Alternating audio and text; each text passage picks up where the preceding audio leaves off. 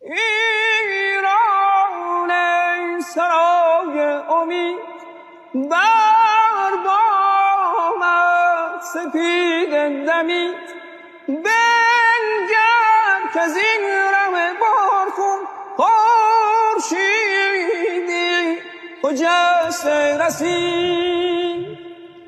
اگرچه دلها پرخون است، شکوه شادی افسون است.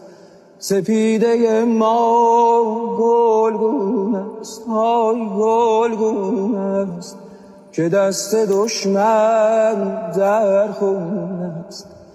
ای ایران غمت مرسان، جاویدان شکوه تو باد. راه ما راه بهروزیست. اتحاد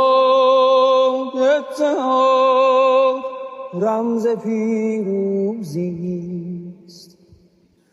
صلح و آزادی جاودان در همه جهان خوش باد.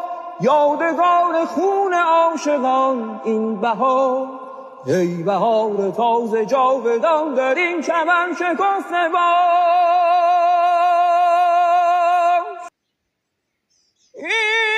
ایران ای سرای امید، بر بامت سپید دمید. بنگر که از این ره بارخون خورشیدی خجسته رسید. اگرچه دلها پرخون است، شکوه شادی افسون است.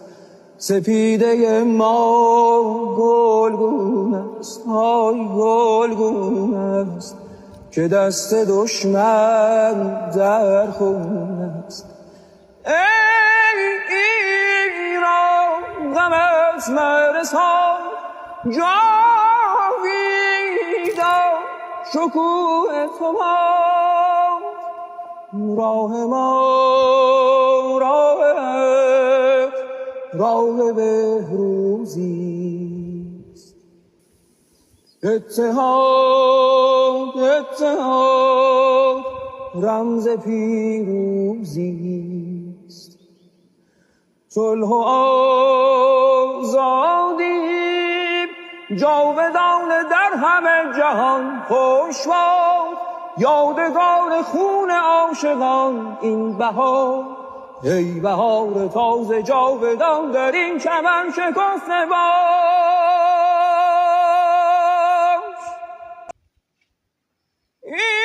ایران ای سرای امید، بر بامت سپید دمید. بنگر که از این ره بارخون خورشیدی خجسته رسید. اگرچه دلها پرخون است، شکوه شادی افسون است. سپیده ما گلگون است، های گلگون است، که دست دشمن در خون است. ای ایران غمت مرسان، جاویدان شکوه تو باد.